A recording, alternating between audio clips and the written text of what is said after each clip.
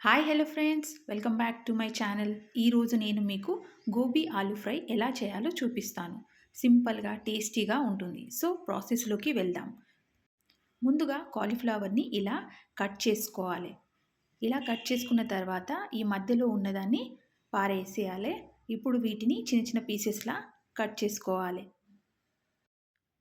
ఇలా అన్ని పీసెస్లా కట్ చేసుకున్న తర్వాత ఇప్పుడు దీంట్లో కొంచెం సాల్ట్ని వేసుకొని అలాగే హాట్ వాటర్ని పోసుకొని ఒక హాఫ్ అన్ అవర్ అలాగే వదిలేయాలి. ఇలా పెద్ద సైజులో ఉన్న ఒక పొటాటోని తీసుకొని పొట్టు తీసి ఇలా స్మాల్ పీసెస్లా కట్ చేసుకొని వాటర్లో వేసి పక్కన పెట్టుకోవాలి. అలాగే కర్రీకి సరిపడా ఆనియన్స్, పచ్చిమిర్చి, టమాటో, కరివేపాకుని కూడా రెడీగా పెట్టుకోవాలి. నెక్స్ట్ ఇప్పుడు స్టవ్ పైన ఒక కడాయిని పెట్టుకొని దాంట్లో ఆయిల్ పోసి మనం ముందుగా కట్ చేసుకున్న పొటాటో పీసెస్ని వేసి ఇలా కొంచెం బ్రౌన్ కలర్ అయ్యేలా ఫ్రై చేసుకోవాలి. ఇప్పుడు వీటిని తీసి పక్కన పెట్టుకొని ఇదే ఆయిల్లో మళ్ళీ కాలీఫ్లవర్ని కూడా వేసుకొని కొంచెం బ్రౌన్ కలర్ అయ్యే వరకు ఫ్రై చేసుకోవాలి. వీటిని హాట్ వాటర్ నుండి తీసి ఒకసారి మళ్ళీ వాష్ చేసుకొని ఇలా వేసుకోవాలి. ఇలా లైట్గా బ్రౌన్ కలర్ అయిన తర్వాత వీటిని కూడా తీసి పక్కన పెట్టుకోవాలి. ఇప్పుడు అదే ఆయిల్లో కొంచెం ఆవాలు, జీలకర్ర వేసి అవి కొంచెం వేగిన తర్వాత మనం ముందుగా కట్ చేసుకున్న ఆనియన్స్, పచ్చిమిర్చిని కూడా వేసి ఇవి బ్రౌన్ కలర్ అయ్యే వరకు ఫ్రై చేసుకోవాలి.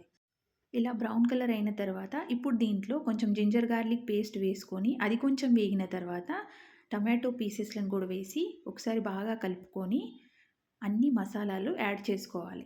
అంటే కారం, పసుపు, ఉప్పు, ధనియా పౌడర్, జీరా పౌడర్, పెప్పర్ పౌడర్ ఇలా అన్నీ వేసుకున్న తర్వాత కొంచెం వాటర్ని పోసుకోవాలి ఈ మసాలాలు మాడిపోకుండా.